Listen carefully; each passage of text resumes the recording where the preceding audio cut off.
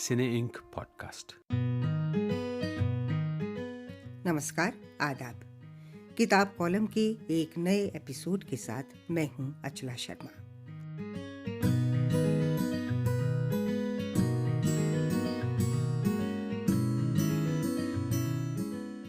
बातें किताबों की और किताबें लिखने वालों की।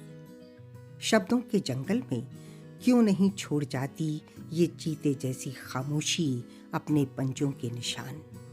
मेरे इर्द गिर्द जो शोर बरपा है उसी में ढूंढती हूँ वो निशान, और उनकी तलाश में ही जन्म लेती हैं मेरी कविताएं। चुनती हैं ऐसे शब्द जो काटते हैं शोर को, जो धड़कते हैं अर्थ की गूंज में और फिर खो जाते हैं एक बेरंग अंतरिक्ष में, शोर से दूर, अर्थ के परे। ये कविता अंग्रेजी की जानी मानी कवयित्री सुकृता के नए कविता संग्रह वैनिशिंग वर्ड्स की प्रस्तावना का अनुवाद है। इससे पहले कि किताब के बारे में या सुकृता के विषय में कुछ बात हो, उन्हीं के स्वर में मूल अंग्रेजी कविता सुनिए और ये भी जानिए कि क्या था उनके लिए इस कविता का प्रेरक स्रोत। Preface. Why would the tiger of silence not leave any pug marks behind in the forest of words? My poems emerge while searching for these pug marks amid the cacophony around, picking words that cancel all noise in themselves, such that pulsate in echoes of meaning and then vanish into colorless space. Past sound, beyond meaning. शायद कोई इससे perspective बनता हो। किताबें लिखी जाती हैं with some point of view in mind, पर मुझे लगता है कि जो मेरा हॉन्ट था उन दिनों जब मैंने ये प्रेफेस लिखा, वो हॉन्ट था कोई, जैसे पता नहीं सपने में कोई पग मार्क्स देखे हों। पग मार्क्स किसके? शायद वो लेपर्ड के थे, टाइगर के थे, वो कुछ या शेर के थे, लेकिन वो पग मार्क्स जो थे वो ऐसी छाप छोड़ गए कि मैंने एक कविता भी लिख डाली थी उस पर, और उसका मैं एक छोटा सा एक्सर्प्ट भी यहाँ पढ़ देती हूँ। वो कविता इसी किताब में है। Footprints and pug marks are the remains of the epic tale of bygones marking a zero line in time. Footprints and pug marks signal a present that has its feet dug into the past. Tornadoes come erasing. Footprints and pug marks, forebodings of telling futures. No footprints and no pug marks are proclamations of freedom. From memory of targets and victims of revenge and guilt. Sukrita का कविता संग्रह vanishing words जनवरी 2022 में हवा काल publishers new Delhi से प्रकाशित हुआ। पूरा नाम सुकृता पॉल कुमार, लेकिन कविता सिर्फ सुकृता के नाम से लिखती हैं। सुकृता आलोचक भी हैं। नरेटिंग पार्टीशन और कन्वर्सेशंस ऑन मॉडर्निज्म उनकी चर्चित किताबें हैं। इसके अलावा वो रुटलेज फाउंडेशन की राइटर इन कॉन्टेक्स्ट सीरीज की संपादक भी हैं, जिसके तहत उन्होंने हिंदी की सुप्रसिद्ध लेखिका कृष्णा सोपती पर प्रकाशित पुस्तक का सह संपादन किया है। सुकृता के अब तक कई कविता संग्रह प्रकाशित हो चुके हैं, जिनमें प्रमुख हैं country drive, dream catcher, untitled और पोएम्स कम होम। तो आइए ये जाने कि कविता सुकृता के लिए क्या है। कविता मेरे लिए क्या है? ये सवाल मैं अपने आप के सामने कई बार रख चुकी हूँ और जवाब ज़्यादा कुछ मिलता नहीं है, लेकिन फिर भी ये कहना चाहूँगी कि इसको लिखे बिना कोई चारा नहीं, लिखना ही पड़ता है। ये कहाँ से कंपल्शन आती है ये मैं कह नहीं सकती। कुछ ऐसे तो ज़रूर लगता है कि जैसे शब्दों में ही कुछ तलाश जैसे होती है। कुछ ऐसे लगता है कि जैसे ढूंढना है वो क्या है, किस टाइप का सच है, और वो ऐसा सच है जो आंखों से कई बार नज़र नहीं आता लेकिन परसीव करने को मजबूर करता है। वो शायद कहीं गुमा गुमा सा है कि कई बार तो वो मिल जाता है एक पहाड़ पर, या फिर वो कोई जड़ देखते हुए आ जाएगा, या किसी की आंख में अचानक वो सच ऐसे लगता है जैसे मेल्ट कर रहा है और उसको पकड़ में लाना है। तो ये बड़ी कुछ एब्स्ट्रैक्ट सी चीज़ है। और कभी तो लगता है कि क्या am I condemned to write, क्यों ये एगनाइज करना पड़े, क्यों ये दर्द सहन करना पड़े, क्यों ये स्ट्रगल करना पड़े, आराम से ज़िंदगी क्यों नहीं मैं जी सकती, ये तड़प क्या है। लेकिन ये ऐसी तड़प है कि इससे छुटकारा नहीं है, और कविता को लिखने से ही उससे छुटकारा है। कविता क्यों, और क्यों नहीं कहानियाँ और उपन्यास। ये शायद कुछ आदत बन जाती है अपने पेन की, या अपने सोचने के तरीके की, या महसूस करने के तरीके की। हालांकि हमारे घर में मेरे फादर तो जाने माने शॉर्ट स्टोरी राइटर रहे हैं, और वो हमेशा कहानी पर ही बात करते थे। लेकिन उनकी कहानी में भी मैंने देखा है कि बहुत कविता का शामिल होना इनएविटेबल रहता था। कविता को कविता कह के ही नहीं लिखते थे, लेकिन कहानी में वो एक ऐसा पोइटिक भाव आ जाता था। लेकिन फिर भी वो था तो नैरेटिव ही। मैं उस नैरेटिव को वैसे नहीं लिख सकती। मेरे पास कुछ सोचने का ढंग ऐसा है कि मैं आई एम लेड टू, जिसे कहते हैं कि एक सर्टन काइंड ऑफ एब्स्ट्रैक्शन, और एब्स्ट्रैक्शन में ही कुछ कॉन्क्रीट ढूंढना चाहती हूँ। अमूर्त में मूर्त और ठोस ढूंढने वाली कवित्री सुकृता का जन्म पूर्वी अफ्रीकी देश कीनिया में हुआ, और वहीं परवरिश भी। वे उर्दू के जाने माने अफसाना निगार यानी कहानीकार जोगिंदर पॉल की बेटी हैं। लेकिन जैसा उन्होंने बताया कि खुद सुकृता ने कहानी का नहीं, कविता का हाथ थामा। उनके नए कविता संग्रह वैनिशिंग वर्ड्स में एक कविता है पासिंग। इसमें सुकृता ने लिखने वालों के लिए एक शब्द का इस्तेमाल किया है, वर्ड स्मिथ्स यानी शब्द गढ़ने वाले, शब्दकार। वो जो शब्दों की, अक्षरों की, मुहावरों की मांस मज्जा रगों को खींचकर, गूंथकर गढ़ते हैं औरत और आदमी, भाव और विचार, किस्से और कहानियां। इस कविता के संदर्भ में सुकृता कहती हैं, ये उस सोच से निकली कि जब जो मेरे सारे चहेते लिखने वाले, कई चहेते लिखने वाले, वो कहानीकार थे, और वो one by one when they passed away, जैसे इंतज़ार साहब थे, इंतज़ार हुसैन, कुरुतुलन हैदर, और उसके पहले इस्मत चुगताई, वो पूरा एक दौर था बड़े बड़े उर्दू के राइटर्स, और जो हमारे घर आम आते जाते थे मेरे फादर की वजह से। और फिर फाइनली मेरे फादर भी चल बसे। तो कहानी का एक, हर वक्त कहानी लिखना, और वो लफ्ज़ों का क्या खेल है क्या, और कैसे उसको गढ़ना, शब्दों को गढ़ना। और आपने ये ठीक कहा, ये जो मैंने शब्द इस्तेमाल किया है वर्डस्मिथ्स, और वाकई ऐसे लगता था कि जैसे वो शब्दों को गढ़ते गढ़ते वो शब्द तो वैनिश हो जाते थे, लेकिन उसके साथ क्या क्या जो जागृत हो जाता था उनकी कहानियों में, उनके, ये ख़ास तौर पे कहानीकारों के ऊपर है जो पासिंग ये कविता है। और इस सोच से निकला है कि देखिए शब्द तो वो रह गए, और शब्दों से जो प्रोड्यूस किया हुआ सारा माल है वो भी रह गया, लेकिन वो चल चल बसे। और असल बात तो ये है कि वो वर्ड्स भी जो हैं वो चल बसे, लेकिन वो वर्ड्स क्या छोड़ गए, वर्ड्स जो हैं वो एक्सपीरियंस छोड़ गए वो सारा। क्योंकि वो इतना, मतलब आर्टिस्टिक राइटिंग में यही तो एक जान आती है, इससे ही तो जान आती है। सबसे पहले तो शब्द की अहमियत जो है लिखने वाले के लिए बहुत ज़बरदस्त होती है, और सुनने वाले के लिए भी, और पढ़ने वाले के लिए भी। लेकिन उस अहमियत में ही वो डिसअपियर हो जाना वर्ड को, और उसका भाव रह जाना, और उसमें जो कैरेक्टर गढ़े हैं वो रह जाने, ये बड़ा एक मैजिकल सा एक होता है। तो उसके ऊपर मैं kind of wondering about that. शब्द गायब हो जाते हैं मगर उनका भाव रह जाता है। शब्दों से गढ़े हुए चरित्र और अनुभव शेष रहते हैं। सुकृता ने अपना कविता संग्रह वैनिशिंग वर्ड्स उन तमाम लोगों को समर्पित किया है जो कोरोना वायरस के शिकार हुए या जिन्होंने इसकी वजह से अपने प्रियजनों को खो दिया। संग्रह की एक कविता शेमिंग डेथ का विषय भी यही है।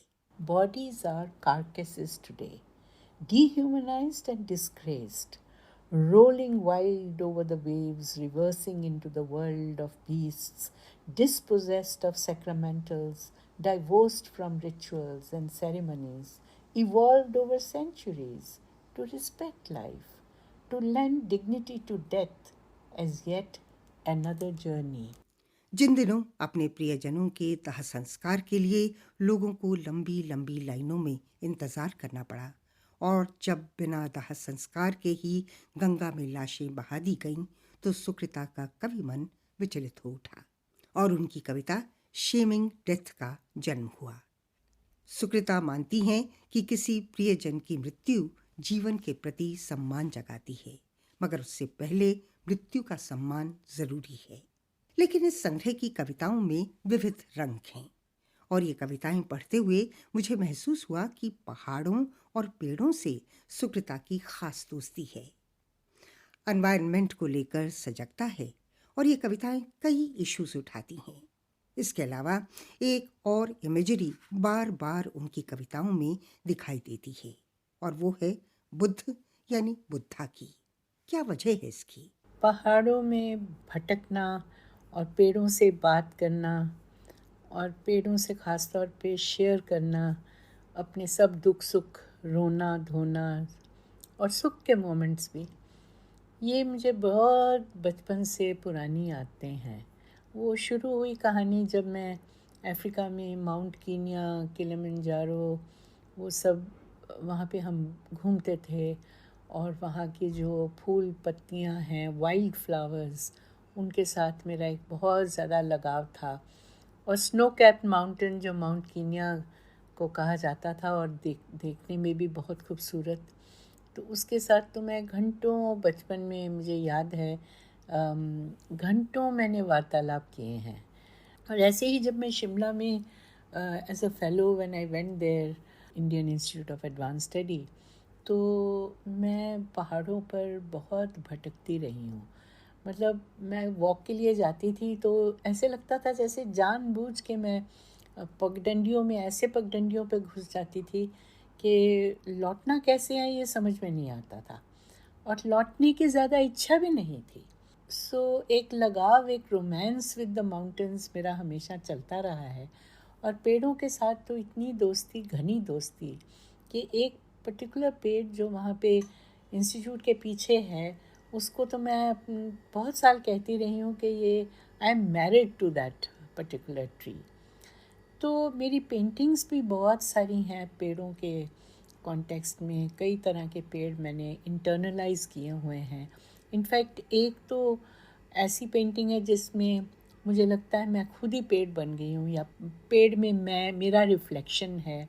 और इसलिए मुझे लोनलीनेस का एहसास बिल्कुल नहीं होता जब मैं पेड़ों के पास होती हूँ या पहाड़ों पर होती हूँ, क्योंकि अकेला मैंने महसूस ही नहीं किया कभी।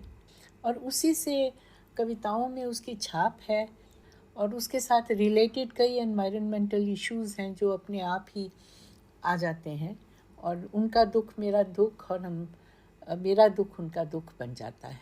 और आपने ठीक कहा कि कहीं कहीं बुद्धा की इमेजरी बहुत आती है, क्योंकि बुद्ध को लेके पता नहीं कहाँ क्या रिश्ता है मेरा, मुझे पता नहीं, लेकिन एक ऐसा लगाव है कि जब मैं याद करती हूँ if I want to go beyond reality, then I think of Buddha, I think of release, I think of freedom.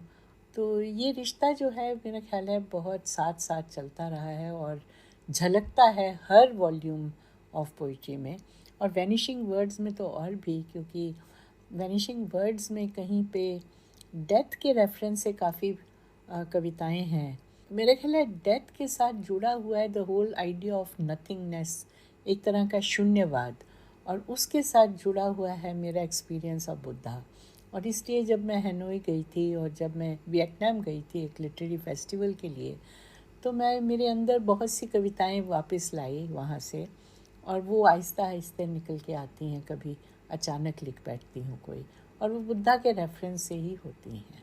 Sukrita, जिनकी पेड़ों से अंतरंगता है, जो पहाड़ों पर स्वच्छंदता महसूस करती हैं और बौद्ध दर्शन से प्रत्यक्ष या स्थूल के परे जाने की प्रेरणा पाती हैं। आप ये पॉडकास्ट लंदन के मशहूर डिजिटल हब सिने इंक के माध्यम से सुन रहे हैं। हम फेसबुक, इंस्टाग्राम, ट्विटर, यूट्यूब के अलावा और दूसरे कई प्लेटफॉर्म्स पर भी मौजूद हैं। मुमकिन हो तो वेबसाइट पर भी तशरीफ लाइए, cineinc.com। वैनिशिंग वर्ड्स की 2 कविताओं में सुकृता ने 2 लेखिकाओं को बड़ी इज्जत से याद किया है। कलर दैट ब्लीड्स कविता उन्होंने अमेरिका की अश्वेत लेखिका टोनी मॉरिसन को समर्पित की है, और साथ ही उनके उपन्यास बिलवड को याद किया है। अपनी कविता पेरिस में सुकृता ने द सेकंड सेक्स की लेखिका सिमोन द बोवेयर को याद किया। सवाल उठता है कि इन लेखिकाओं की सुकृता के जीवन और लेखन में क्या विशेष भूमिका रही। टोनी मॉरिसन जो मेरी बहुत चहेती राइटर रही हैं, और यही नहीं लेकिन जिन्होंने भी पर्टिकुलरली ब्लैक राइटर्स और दूसरे भी जिन्होंने रेसिज्म की ओर देखा है या सफ़र किया है, उसके बारे में मेरी ख्वाहिश रहती है कि उसको मैं समझूं। इसी कारण ये पर्टिकुलर पोएम जो है colour that bleeds, it's an effort actually to try to understand ये सारी complexity, and look at the first 2 lines. इसमें मैं कह रही हूँ, who knows when the earth was split into black and white, no record of any earthquake nor of any planetary catastrophe। मतलब कब हुआ ये, कैसे हुआ और क्यों हुआ कि सारी दुनिया जो है ऐसे लगता है कि डिवाइड हो गई बिटवीन ब्लैक एंड वाइट। इतनी बड़ी percentage of people have come under what might be called white supremacy on the one hand. So Toni Morrison for me becomes an icon. और इस आइकॉन को मैं, क्योंकि ख़ास तौर पे इन्होंने अपने नॉवल बिलवड में इतनी खूबसूरती से उसको जैसे समझा दिया, सबको अंदर से एक्सपीरियंशियली समझा दिया, तो I wanted to dedicate this particular poem to her, and so I wrote this, और जिसको फिर छापा गया था in a book of critical essays on Toni Morrison, और वो ये पोएम उसमें छाप दी गई थी। सो ये हुई इनकी कहानी। लेकिन सिमोन दे बोवेयर भी, उनका जो सेकंड सेक्स है, मैं जब भी पेरिस फ्रांस के बारे में सोचती रही हूँ बचपन में और उसके बियॉन्ड आज तक, तो मेरे दिमाग में सबसे पहले जिसका नाम आता है वो सिमोन दे बोवेयर का आता है। जॉन पॉल सार्त्रे से भी ज़्यादा सिमोन दे बोवेयर। और सिमोन दे बोवेयर को मैं अपने, she is yet another icon, और इसलिए मेरी 2-3 कविताएं हैं जो डेडिकेटेड हैं टू सिमोन दे बोवेयर। और अगर मेरे अंदर जो कोई फेमिनिज़म का इजहार होता है तो शायद रेफरेंस पॉइंट जो बनता है वो सिमोन दे बोवेयर का ही बनता है। और ये दोनों, टोनी मॉरिसन और सिमोन दे बोवेयर, इनका इम्पैक्ट डायरेक्ट इनडायरेक्ट बहुत खूबसूरती से मेरे अंदर इंटरनलाइज हुआ है। वैनिशिंग वर्ड्स इस कविता संग्रह की एक और कविता का जिक्र करना चाहूंगी, जिसका शीर्षक हिंदी में है कहानी का ताना बाना, पर जाहिर है कविता अंग्रेजी में है। Walking up and down the length of the room 1000 times or more, the takeoff triggered and the story landed safely। कविता पढ़कर साफ जाहिर है कि ये कहानीकार की रचना प्रक्रिया की कविता है। मगर सुकृता तो कविता लिखती हैं, तो एक कविता की रचना प्रक्रिया क्या होती है, किस तरह कहानी की रचना प्रक्रिया से अलग? ये आप ठीक कह रही हैं कि ये कविता जो है कहानी का ताना बाना, ये एक कहानीकार की रचना प्रक्रिया की कविता है। जब कविता पर आते हैं तो हाँ, कुछ चीज़ें तो मिलती जुलती हैं। वो जो तड़प कहानीकार की होती है कि किसी तरीके से वो बाहर निकले, जो सीड अंदर तंग कर रहा होता है तो उसका इजहार कैसे करना है। एक इंस्पिरेशनल पॉइंट कुछ तो होता है जो ट्रिगर ऑफ करता है इसको। लेकिन एक चीज़ जो मेरे मन में आ रहा है कि जैसे वो कविता में मैंने लिखा कि कैसे वो इंसान up and down he is walking and is trying to figure out कि कैसे क्या लिखना है। तो मेरा बिल्कुल ऑपोजिट होता है। जब कविता मैं लिखना चाहती हूँ तो उस वक्त मुझे स्टिलनेस चाहिए, अंदर की तड़प और बाहर की स्टिलनेस। और वो बाहर की स्टिलनेस जो है वो ही अंदर की स्टिलनेस को ट्रिगर करता है फिर। और वो जो मैं देखती हूँ कैसे वो जैसे एक तरह का मेडिटेशन का प्रोसेस समझिए, क्या समझिए कि कहीं पे फोकस करके और अपने मीडियम को आगे रखना होता है उस टाइम पे। वैसे ही फिर वो जो टूल्स अपने हैं वो एक एक करके जो शब्द आने लगते हैं, अल्फाज आने लगते हैं आपके सामने, तो उनको फिर चिज़ल करना, इंटरनली एडिट करना। और कई बार वो लाइन जो पहली लाइन है उसी पे अटक जाता है इंसान। कैसे उसको पोएम को आगे कैसे बढ़ाएं, उसमें ये तो है नहीं कोई सीक्वेंस ऑफ इवेंट्स हैं। It's not a narrative like a story. वो इनवर्ड जर्नी जो है उसको पकड़ में कौन क्या चीज़ लाती है पकड़ में, जो एग्जैक्ट शब्द होते हैं वो ही उसको रास्ता दिखाना शुरू कर देते हैं। पहले लाइन बनती है, फिर वो लाइन का ब्रेक जब हो जाता है तो दूसरी लाइन बनती है। तो वो जो ऐसे बिल्डअप होता है, कहाँ पे फिर एंड होना है, that is the next thing. कई बार तो वो जो पोएम है वो सिर्फ 2-3 सेंटेंसेस में, 2-3 लाइंस में वो ख़त्म हो जाती है। और कई बार वो चलती जाती है, आप ख़त्म भी करना चाहें तो नहीं होगी। So the dictate comes from the poem itself. और एक मैं एग्जांपल देती हूँ। ये मैं छोटी सी पोएम मैंने लिखी थी। It was a fatal accident, my mind encountered yours, some moments breathed their last. वो एक जानलेवा हादसा था जब मेरे जहन की मुठभेड़ हुई तुम्हारे जहन से, कुछ लम्हों ने दम तोड़ दिया। यह अनुवाद सुकृता पॉल की मूल कविता के आसपास है। सवाल यह है कि क्या कविता का अनुवाद संभव है? क्या एक भाषा की कविता किसी दूसरी भाषा में ढलकर बिल्कुल नई कविता नहीं बन जाती? लेकिन सुकृता के जवाब से पहले उनसे एक ऐसी कविता सुनिए जिसका तर्जुमा जाने माने शायर और गीतकार गुलजार ने किया था। मूल अंग्रेजी कविता का शीर्षक है इनसाइट और ये कविता सुकृता के संग्रह पोएम्स कम होम में शामिल है।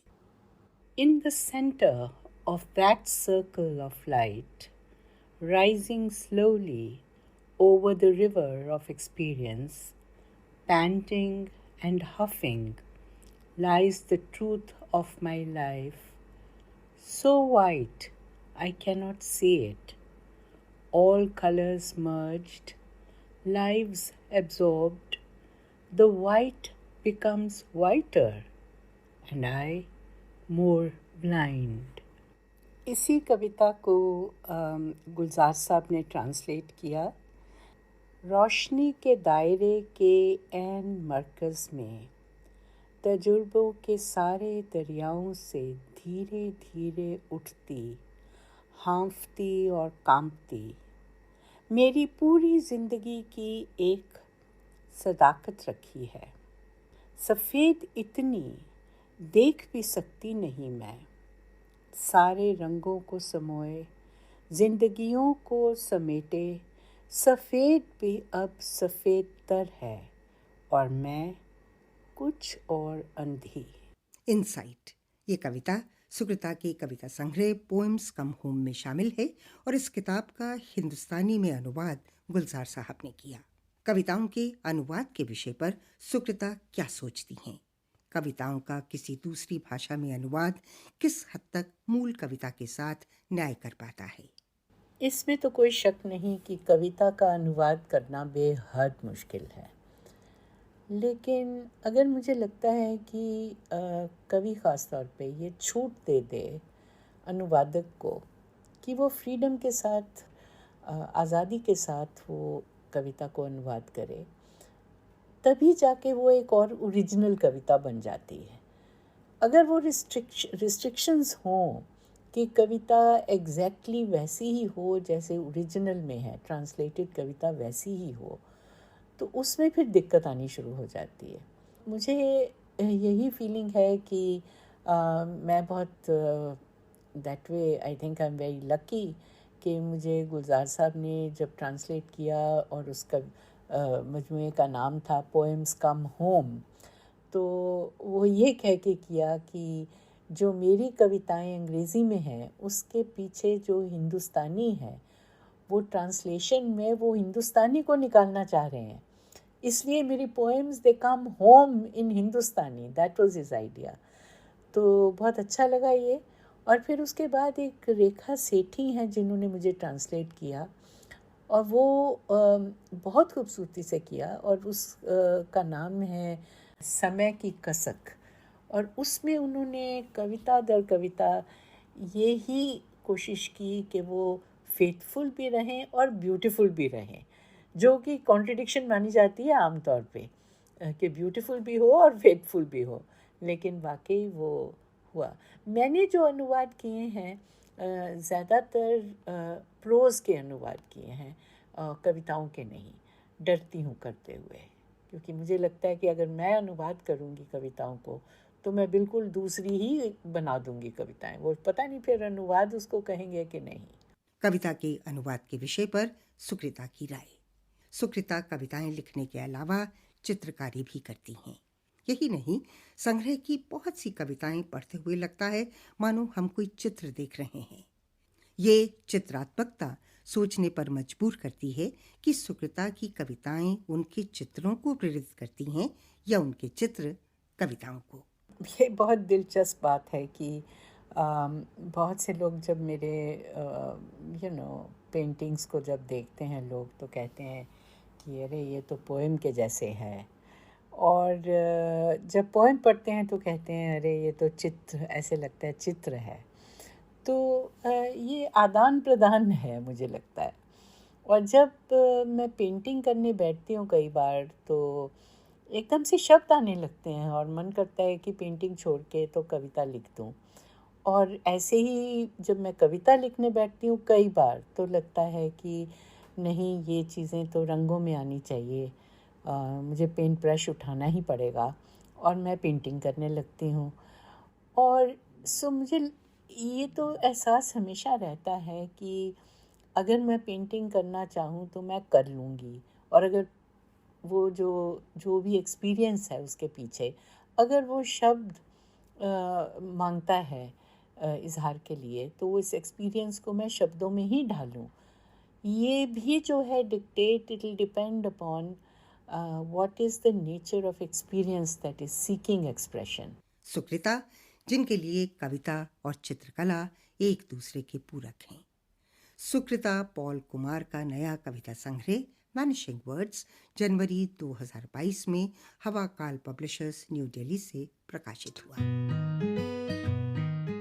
और अब बुक क्लब, जिसमें हम अपने श्रोताओं को उनकी पसंदीदा किताब के साथ आमंत्रित करते हैं। आज बुक क्लब में सूफिया शानी अपनी प्रिय पुस्तक की चर्चा करेंगी। सूफिया 10 वर्षों तक BBC के ऑडियंस रिसर्च विभाग में कार्यरत रहीं। किताबों से सूफिया का लगाव बचपन से रहा, क्योंकि उनके पिता थे हिंदी के जाने माने कथाकार शानी। पूरा नाम गुलशेर खां शानी, लेकिन लिखते शानी के नाम से ही थे। उनका उपन्यास काला जल हिंदी कथा साहित्य की एक महत्वपूर्ण कृति है। पर आज सूफिया हिंदी की ही एक अन्य बहुचर्चित पुस्तक आपका बंटी लेकर आई हैं।